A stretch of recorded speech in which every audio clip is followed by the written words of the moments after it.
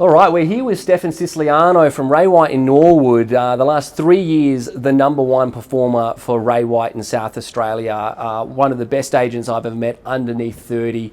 Good for 150 odd transactions last year, on track for 180 this year. Steph, it's good to join you here today. Thanks very much, Tim. It's great to be on. I've been enjoying watching them from afar. That's good, my man. So look, we're going to talk about 2 or 3 things today, which I think really puts you ahead of the pack. And you know, we really try and work with these interviews, not just about where you are today, but more about the journey that got you here. And what we really want to put you on the pedestal for is, one, building a volume business. You know, like we said, 150 odd transactions last year, on track for 180, and where do we go from here? Well, you know, that'll be really interesting to see. But building a business of that size and that capacity, does it come from just ambition? Does it come from a model of design, or is it just a desire to continue to get better every year? Tell me about that journey. For me, definitely ambition. I've always set high standards for myself.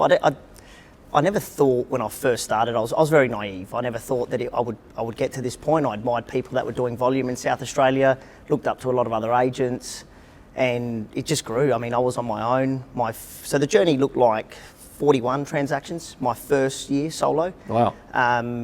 I took on an assistant at that point. After that year, that was a lot of work, and I just found that I struggled with leakage. I was missing a lot. I couldn't get to everything. Service was still great, but missing a lot of other opportunity. So took someone on, and from 41, we cruised to 94 settled transactions.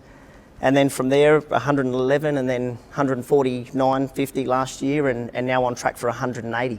So the thing I find most interesting about this, so you've just turned 28. Yeah. So what was it, 24 when you got started, around there? Yeah, first solo year 24. And how do you go from being a 24-year-old, most of your kids, most of your friends are out there probably still just finishing uni, just doing little bits and pieces, and you've decided to take this job and turn it into a career very, very early. You know, what's the story behind that?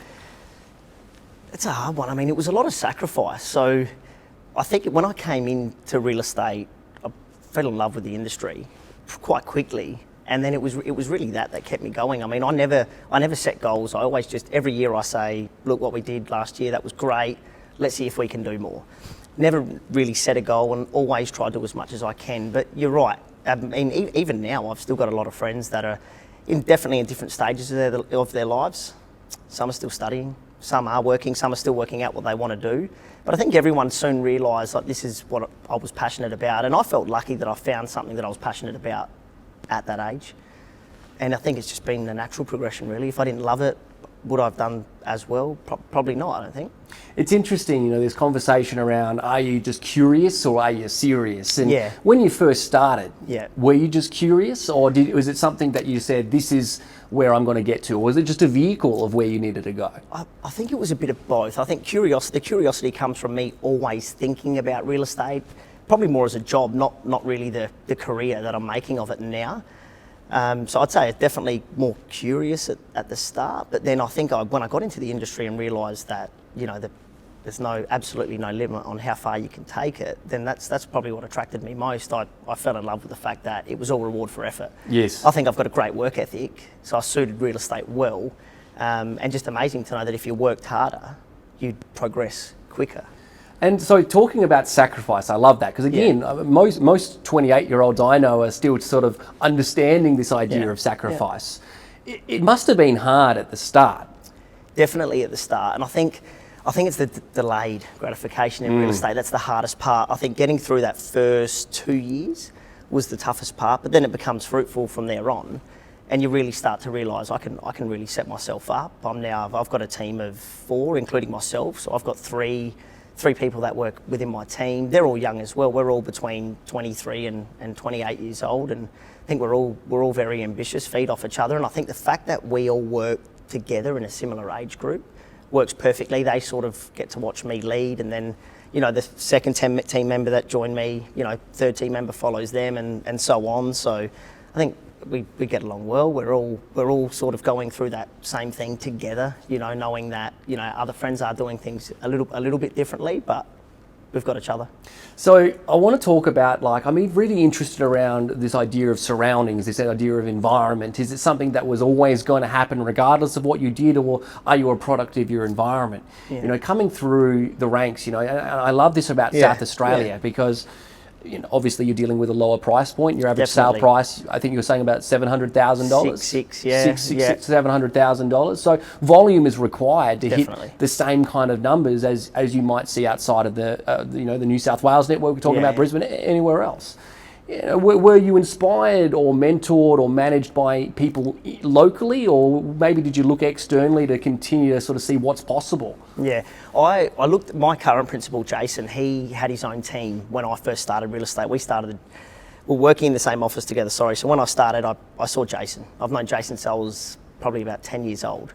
So when I saw Jason, his team of 4, and what he was doing, that motivated me more, because I thought what he was doing was great, but it wasn't special. You know, anyone can do it, and I thought, well, if he can, I can. And he was definitely my main drive at the start. But then I spoke to other younger people within other networks in South Australia, just to get an understanding as to what they were doing, how they were doing it. And some of those people that I reached out to when I first started, I still speak to almost every day today. And we're always sharing ideas and talking to each other about, you know, the teams that we are running at our, you know, young ages, and where we plan on going, and that's it really. So between Jason and them. I find that so interesting because of all of the young performers that have really figured it out quickly, the one thing they seem to all have in common was a desire to network with other high performers, and just reaching out to find out, you know, well, what are you doing that makes you so good? Just a thirst for energy. Yeah, would you give that same advice? I mean, obviously, if someone's come up in your team, are you telling them to network outside of your team, your office, your industry? Definitely. So they know that I'm big on that. They know I speak to a lot of people at other networks, and I mean, people that I speak to that run their own teams, we've all got associates or people that are coming through, and we encourage them to talk to each other. I mean, you never force it at all, but I think it's good. Like for me, speaking to other people help me grow, help me get through, you know, the problems as well, when you know, the teething problems when you are trying to grow a team.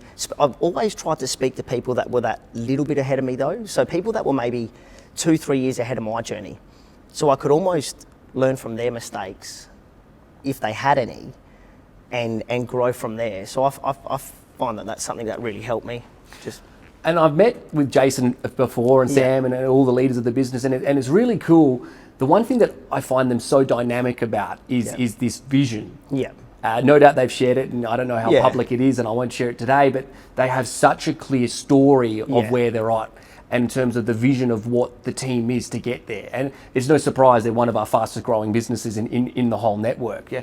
Is this something that, I guess, inspired you, or is this something that you're working to put into your team as well, getting them on the vision of the pathway that is your story? Definitely. I think because of the intensity of the team environment, how hard we work, the volume we do, I think people that come in know that there's a certain standard required, and the standard is very high. Jason and Sam have set a great standard, obviously, for all of us, but I think what Jason and Sam taught me, I've sort of bring that into my team, and it makes things a lot easier. The last 3 people that I've employed are still in my team today. So, I mean, it was a couple of people that were part of the team earlier on that didn't quite work out. But the last 3 people that have joined, I think we've been clearer about our vision as well, which has probably made it easier. So I think if you're clear about your vision, you sort of and you attract the right people. You know, I was working hard, and because I was so ambitious and started putting more of what I was doing out there through personal marketing, it sort of brought people, even from other agencies, in touch, and then just sort of got to pick really from there. And I think that's what Jason and Sam have created. They've created this vision that a lot of other younger agents are becoming attracted to. We're quite a young office, so that probably helps a lot too. So I love this story about team and the journey that came through that. And you know, the very beginning, you sort of said, was it only after really your first year you put on your first associate? Is that right? Yeah, after my first solo year. So that's 41 wild. Transactions. Like back then it was like, I'm at capacity, I need help. Now I think, should have done it sooner. Well, probably, because I look at the way we went from 41 to 94 transactions just by me taking on one person. Going from 2 to 3 was probably a little bit harder for me. Interesting. Yeah, 1 to 2 was quite easy because I knew where I was missing. I knew where I was missing, and it was not getting back to people quick enough. You know, I was still worried about making sure that the buyers and sellers were serviced very well, that I came into contact with me. But with volume comes more inquiries, more opens, and if you can't get back to those people quicker, then you do lose them. So you've slightly answered this question there, but I would like to dive a little bit deeper. You know, I love the phrase, your business is a reflection of the tasks you choose not to do. Yeah. You know, with this idea of sacrifice or this idea of leakage. Yeah. You know, when you felt that your leakage was starting to take place, Yeah. you know, what was the non-negotiables where you said, I have to fix this? Yeah, so it was pretty clear. It was anything non-dollar productive I had to get rid of. See, when I was on my own, I was doing everything, and I found that I lost most time at the non-dollar productive or administrative tasks because I was better at, you know, working the open home or speaking to people in real estate mode, getting face to face, bringing the business in. When I brought the big business in, I, you know, learned through a lot of the training how to, you know, get that business out. But it was getting someone that could handle the non-dollar productive stuff for me that allowed me to do most of what I'm good at.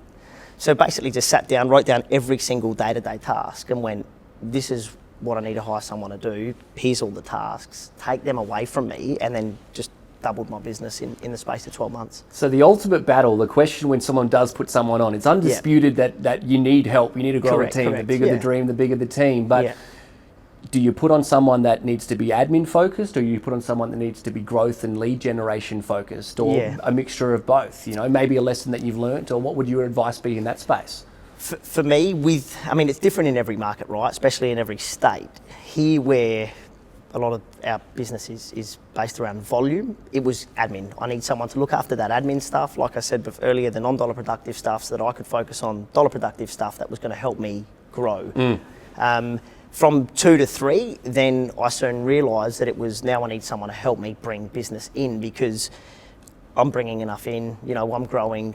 The admin side of the business is now strong, that's all taken care of. We needed someone to come in to help grow. So from 94, it was little growth, from 94 to 111, 112 settlements. And then finally, when we got that third person in the team right, went to 149, and then now with the fourth team member, hoping to hit 180 or as close as 200 as possible. So your journey started off with, obviously, you're going at it like an animal. Yeah. You get an administrator to take care of all of the logistics of 40 transactions. Yeah. Then you had someone that came in which was purely to drive leads into your business. Correct. So that was helping with opens and just prospecting.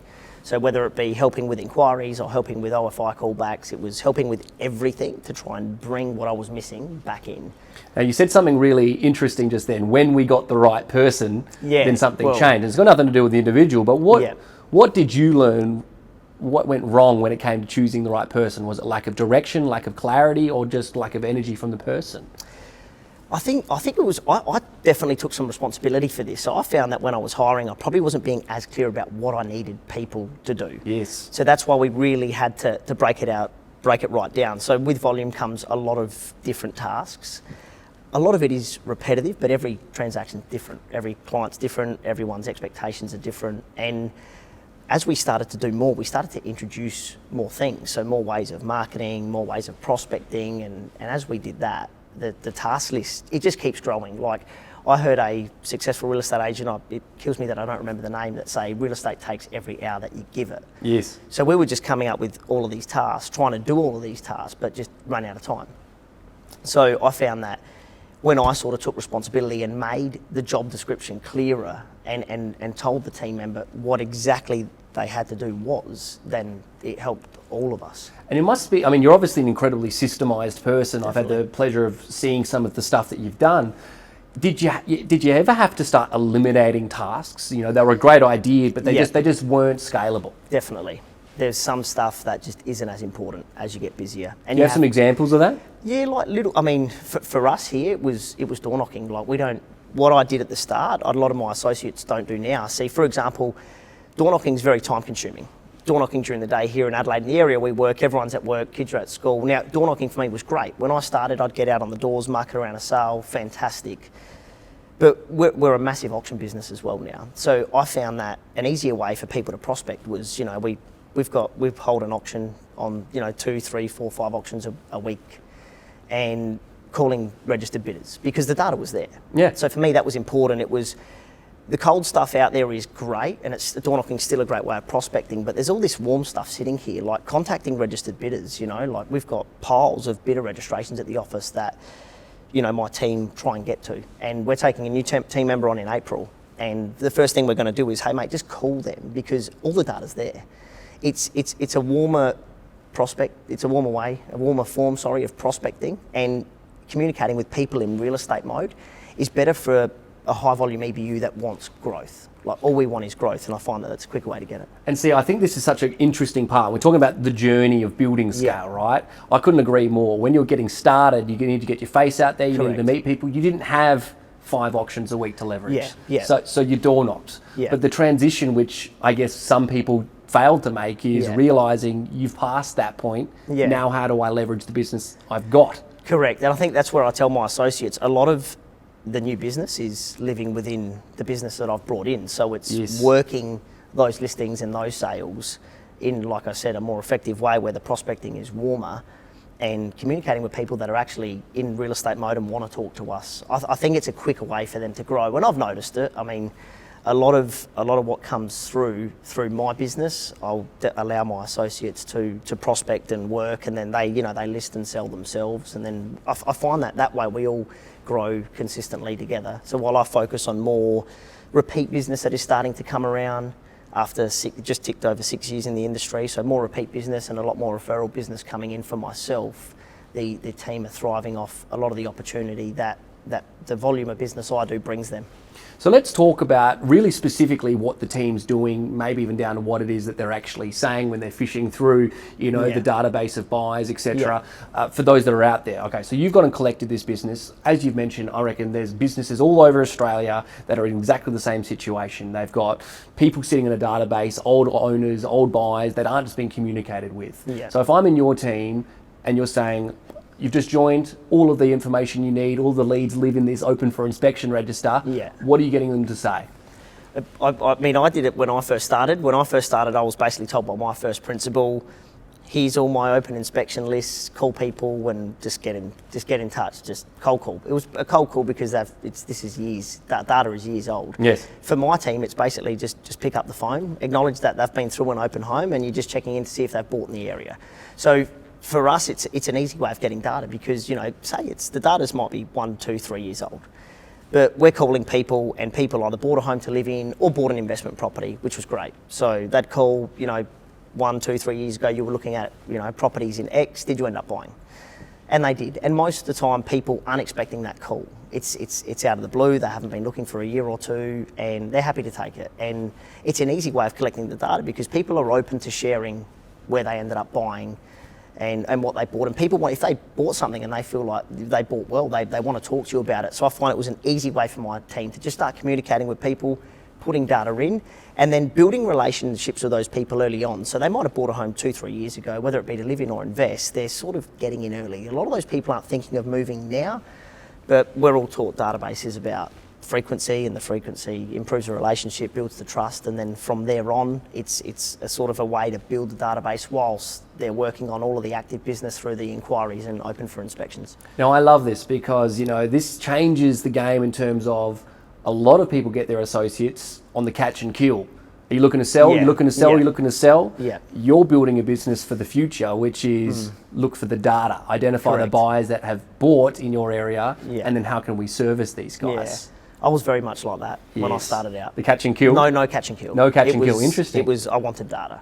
The only catch and kill I probably take now is referrals. Interesting. Where I know that if I'm referred in and the clients are happy with what I have to say and they trust their referrer, then that's probably the quickest business that I'll get. But I still now, if I meet someone at an open home, I prefer the ones that are selling in 6, 12 months' time because it gives me an opportunity to work them and prove myself. I find that when you've got a better relationship and there is more trust, then conversations are a lot easier when it comes to pricing method and selling cost breakdowns, etc. People respond better.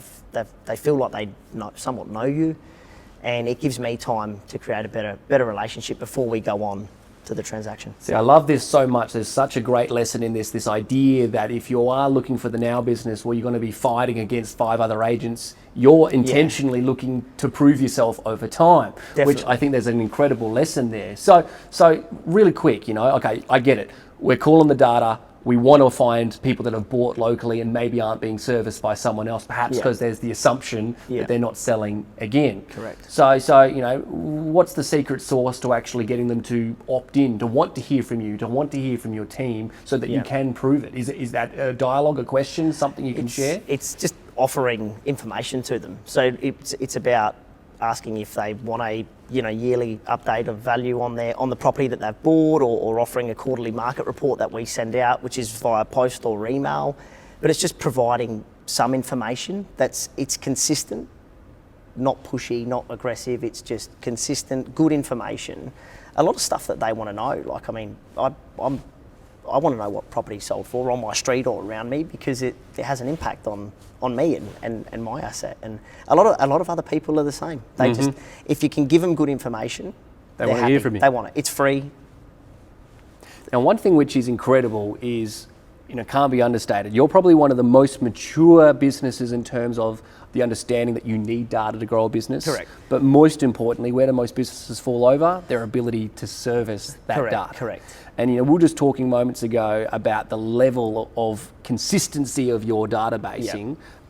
Can you talk about how do you structure your day? Can you talk about how you structure that database, and what is your ambitions when you're making those calls? Yep. So my day's very, very much the same every day. I'll get in at about 7:30. That's my time. That's half an hour, 45 minutes before the team come in, and I'm just surfing through emails that I need to handle. So doing a bit of my admin, and then I'll have a quick little debrief with my team. We just try to have a quick debrief every day just to make sure we're on top of everything. Vendors, I'll get to my vendors and purchasers that I need to speak to, and then it's prospecting. So from between 9 and 9:30, I jump onto my database and I'm out till about 1:30, 2 o'clock. I try not to start any appointments until 3 p.m. onwards. So I always try to protect my morning and early afternoon. What I get done in the morning, I can't do when I'm at face-to-face meetings in the late afternoon, early evening. So we were sort of saying in the car, you want sort of 4, 5, 6 hours of prospecting, 3, 4 face-to-face appointments. That's a successful day in your life, yeah? Definitely. The database is consistent, so there's anywhere between 80 and 120 tasks that pop up daily, and I want to get that down.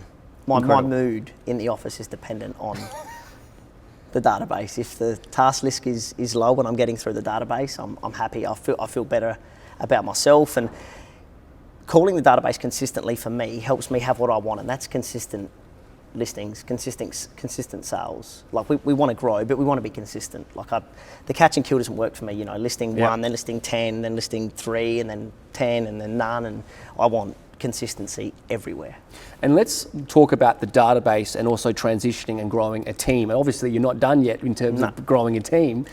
If I understand correctly, you've got something like 3,000 homeowners that you're servicing at the moment? Just over 3,000 homeowners. And is that just you, or is that you and the team? That's myself, and then my team will build their own databases.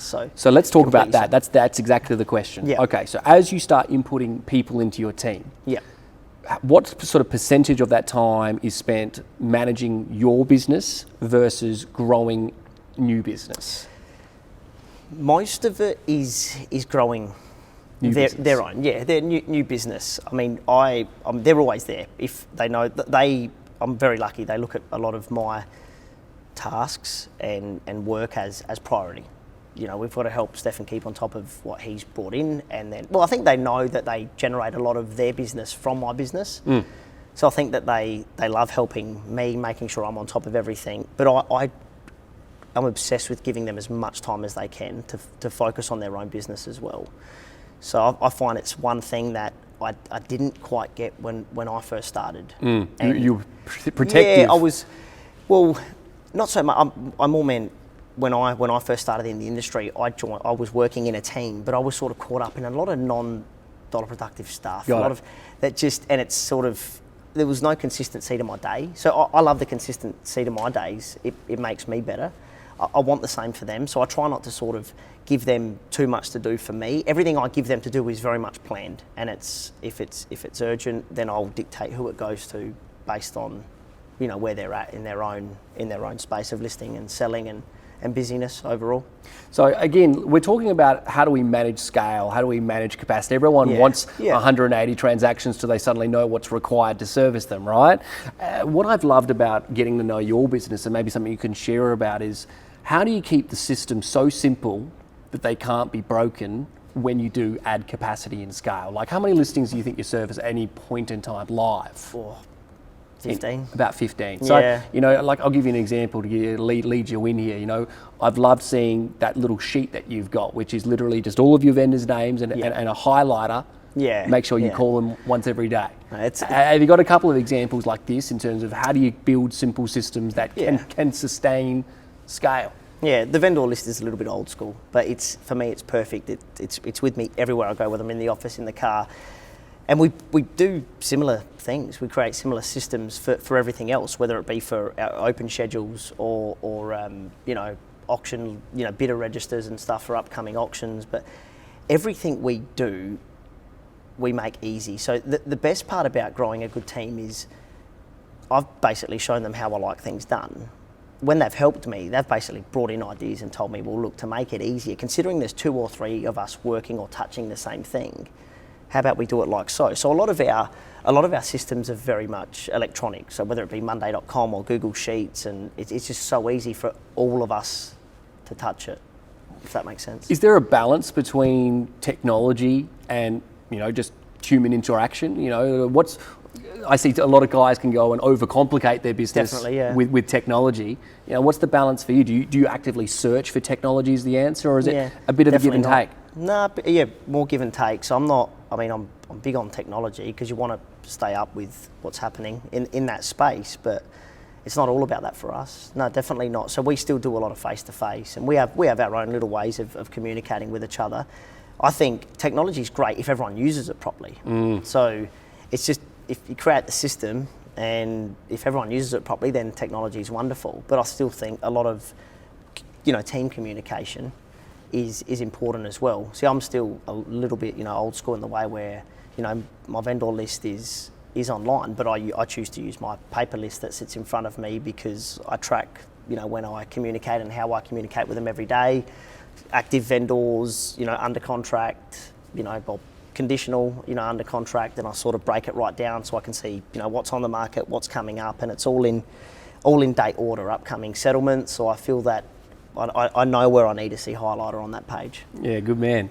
So let's transition this into auctions and how that plays a role inside your business. Now, this is such an interesting concept because with a lot of high volume agents, auction can sometimes seem to be an inhibitor to growth, being that you have to wait a little bit longer to sell it. It's about compounding and creating extra time. But you know, a lot of the high volume agents sort of see that as something that takes too much of their time. So you know, why don't you start off with, well, why are you an auction agent? But did you challenge whether that was still the method of selling as you started to get to 90, 100 sales? For myself, I thought the auction method was not just better for the seller, but better for me. Better for me, my team, and our structures. Like, property comes online within 18 days, you're going to know where you stand. It's sold or not sold. For me, I feel like the auctions force me to be a better agent. I think it forces me to communicate better with my vendors.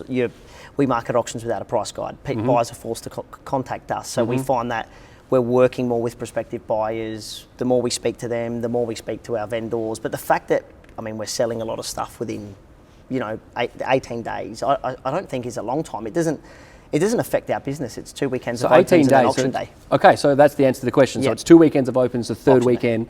Has it always been 3 weeks? Yep, always. So when the market got really hot over the last year or so, you didn't get tested to shorten that? Some were tested and shortened a little bit, but I still think that the two weekends of opens is reasonable. Is perfect. Okay. So you're running them. I mean, that does answer one of the questions. You run quite short campaigns, which is great. Which then begs the question, well, how can you ensure, I mean, obviously very good whilst the market's good, but it's not always cooking, right? How can you ensure that the vendors and the buyers are in the right position come 18 days? What are the non-negotiables to get sure the campaign's in the position to sell? Communication with both of them, from the day it goes live to auction day. So and again, the reason why I think it forces me to be a better agent is because it forces me to communicate more with my vendors, whether it be by phone, our weekly vendor reporting, or getting face-to-face. Typically throughout an auction campaign, I'll try to get face-to-face with every vendor. So every week? After week one, recap, we'll have a vendor meeting for those that are available. In the office or at their house? Both. If they can't do it face-to-face, we'll obviously do it online or over the phone. But a non-negotiable auction meeting, myself, auctioneer, vendors, prior to auction. Amazing. Yeah.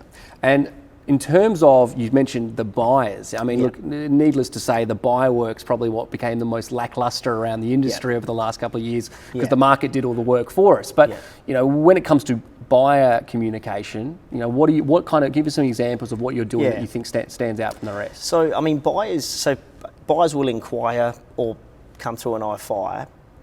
Everyone is included into our open home feedback system, whether they've inquired or just come through the open. They come through the open, they'll get a call from us on a Monday. Anyone that doesn't answer on the Monday gets a call from us on a Tuesday. And then second weekend, same thing will happen, but we also do what we call a 10-day callback. So if we haven't got them, you know, the first couple of calls after the first weekend, we'll try again before our, you know, auction meeting, before auction day. But then we also do an auction call. So 2 to 3 days out from auction, depending on how busy the opens have been or the inquiry has been, we'll contact everyone. So buyers are hearing from us 4 or 5 times. Amazing. Like just, I mean, open callback, 10-day callback, auction call, auction SMS, and then hopefully auction day. There's some you'll speak to more regularly, but I think the way that I think we've got perfection around contacting the right people. So identifying who the interested parties are. We've got a little platform we've created where we rank our potential bidders, and we basically score them out of 5. And anyone that scores, obviously, you know, 5 out of 5 or close to, you find that you can communicate more often. So I mean, the 5 things we rank are, you know, have they called us independently? Have they made an offer? Have they requested contract or Form 1? Have they had a building inspection? Do they require any variations? So the more that they do and request, the more we'll communicate with them. But even those that aren't interested, they get the OFI callback, 10-day callback, auction call, auction SMS. So I think we communicate with people frequently, and it makes buyers feel more comfortable. So, okay, there's 2 quick parts about this which I think are really interesting. The first of which is, you mentioned no price guides. Correct. Most people that maybe have tried auctions or new to auctions, or even necessarily not new to auctions, they struggle with this price guide conversation. So, you know, what would you say is the non-negotiable? Why no price guides? Why does that work for you, and why does that work for your vendor? I think no price guide for us, the way we've been taught, is just, you know, absolutely reducing the risk of being rejected on a price. So basically, no price, and it forces people to communicate with us. That's what we want. We want people to talk to us because we can obviously help them in some ways. I mean, I know it's different in every state, the way you can and can't help prospective buyers leading up to an auction, but I find that recent sales data is the absolute best, because what I have access to and what I've shared with my vendor, I can share with you. So that's the answer to the question right there. Correct. So a buyer comes in and says, what's the price guide? You say... Well, at the OFI, usually we have a list of recent sales, and we'll hit it on the head at the start. So, you know, go, hello, Tim, thanks for returning the property. I'll grab, you know, contact details, first. I'll hand out a brochure, and along with the brochure, I'll say, obviously this property is being marketed without a price. Here is a list of recent sales to help you with your market research. Any questions, have a chat with me on the way out. What's the owner want? Doesn't get discussed. always refer people back to that. But I find that hitting it on the head when they walk through, they know. It. Auction, being marketed without a price, here's a list of recent sales to help you with your research. And what about the influx of buyer email inquiries that just says price guide? We've got a canned response set up, and it all comes back to providing them with data, with the same data that I have, the vendor has. I love that line. Giving them that, and we tell them that this is a list of recent sales that we've gone over with the vendor. These have been discussed. We'd appreciate your honest feedback, and we will ask everyone for price feedback. Love it. And most people will happily share if they're happy with the information that we provide them.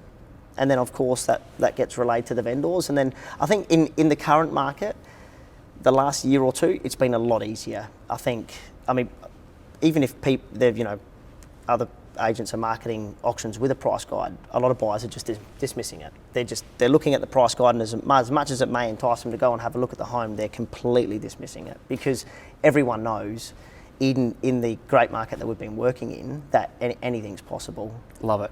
Okay, so myth number one, you have to use the price guide. You've gone around that. Yeah. Okay, so number two, you've come out of a marketplace which historically wasn't an auction marketplace. Correct. You've obviously now turned it into a heavy auction marketplace. I guess buyers have been educated. But second to this part is you've got an incredible run-through rate, meaning, if I recall correctly, 100% of your auction campaigns have run to auction day. Yeah. So the 89 so far this financial year, out of 89 auctions conducted, 89 have run to auction. 89 have run to auction. So now, 89 I would love to booked, talk about this, because I'm coming from a lot of marketplaces where week one, day one, we're getting offers and pre-auction sales have been through the roof. Yeah. What's your say to that? I've always had a preference to run it through to auction day. I think it depends. I find that some people are obsessed with finding their buyer at the start. They're trying to find that person that's going to give the right offer straight away, whereas we like to sort of work with more people. So we focus more on gathering bidders rather than finding the buyer. And I explain that to my vendors. Like, an auction, if we went to auction day and I had one bidder there, would you be happy with that? A lot of the time, no. We'd probably cancel it, Stefan, if we had one bidder. So I make it clear from the start that my responsibility is to go and gather as many bidders as I can, not necessarily find one buyer, but hopefully find 2, 3 or 4, because we've got an average of 11.4 registered bidders per auction. Out of those 11.4 registered bidders, maybe 2 or 3 are more serious, and you don't necessarily meet the best buyer in week one. You might get a decent offer in week one, but I found over time that people come back with family, people come back with friends, people get a building inspection, and some buyers like to keep their cards close. I think what surprised us a lot was the amount of people that would communicate with us, very minimally, but then rock up and start bidding on auction day. And we went, wow, if I sold it prior, I never would have known that. So this brings up an interesting question. So I guess the alternative to this, I don't think anyone disagrees with the fact that we need to find the buyers, but we've been finding a lot of people who believe that there's a big gap between one buyer and another buyer, or believe that they don't have the buyers, or even worse, they believe that a buyer will say to them, if I'm not buying it before the auction, I'm not showing up. And then the fear comes up, I'm going to lose my best buyer. Yep. So how do you handle that fear personally, but also for your owner's sake as well? From experience. So I'm glad you brought this up, because I had an experience last year and I almost sold prior. I thought, wow, this buyer's come through. He was in the real estate, in commercial real estate. He requested copy of contract form 1. Within a couple of hours, I had a massive offer on contract, all signed by the purchasers. They've waived their calling off rights and basically said, we want an answer by close of business tomorrow. And at that point, it was so well above vendor expectations. I rang my vendor and I didn't discuss anything on the phone. I said, I need to come see you tonight. We've got to have a bit of a chat. I sat down with my vendor and I let him make the decision, of course. Now, I told him that if you take this offer, it's a great offer based on what we were expecting for your home. But if you don't, I'm going to completely support you. And I think we can still get this buyer there on the day. Now, the buyer was adamant, they're not coming. And definitely that little bit of fear kicks in. The fear really kicks in. But the vendor made the decision, and I told him that I'd support him.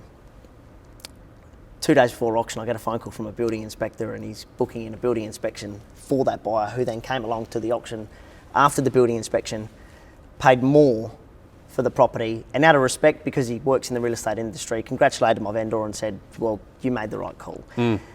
That auction there opened my eyes up completely, because even when I thought selling prior might be the right thing to do in that case, we ran it to auction day, and it was the worst thing we could have done for the vendor. Had he accepted it. So it definitely comes from previous experiences. Now I don't let the fear worry me, because in my head, if they make an offer, the offer's not backed by the vendor, if that genuinely upsets them that much and is going to stop them from buying the property, are they the best buyer? Probably not, in my opinion. Interesting. Probably not. So, believe it or not, we've actually gotten through most of our time here. I want to finish on a real good question here. Almost everyone that we talk to and everyone that watches these interviews, they have aspirations to get, to this high volume. They want to improve their business. You've done that very effectively over the years. You've also worked in a lot of, seen a lot of people, and you see why a lot of people fail to actually get over that hump, get over that glass ceiling. Yeah. What is your best advice to someone that you see struggling to get over that gap? I think, it depends. I mean, everyone's different. I think from my personal experience, it's let go. Like, I find that a lot of agents struggle to let go of doing certain things, handling certain tasks that they don't have to worry about. I mean, admittedly, I didn't find it easy to let go of everything so quickly, but that's one thing I see most people struggle with is letting go of tasks. Or just taking that chance. Like, I mean, employing someone for the first time is scary, because it's a sense of responsibility, and it's, if I don't grow, then this was pointless. So, but I think if you genuinely care about growth and you genuinely want to do better, I think that instead of worrying about taking someone on and if it's going to work or not, just take them on, and the right people with the right ambition, just make it work. Amazing. So even though I had those little second thoughts, that would run through my head, I knew that if I took on one person, I'd make it work. And then once I make that work, I'd take on a second and third. And then now, the team of 4 is going to become 5. And I basically try and explain a lot of my initial second thoughts or fears to people to help them do things quicker. I wish I took my first, second and third team members on sooner, instead of waiting until we had no choice. Yeah, yes. We just sort of got to a point where, all right, we're at capacity. We can't do everything like we like to.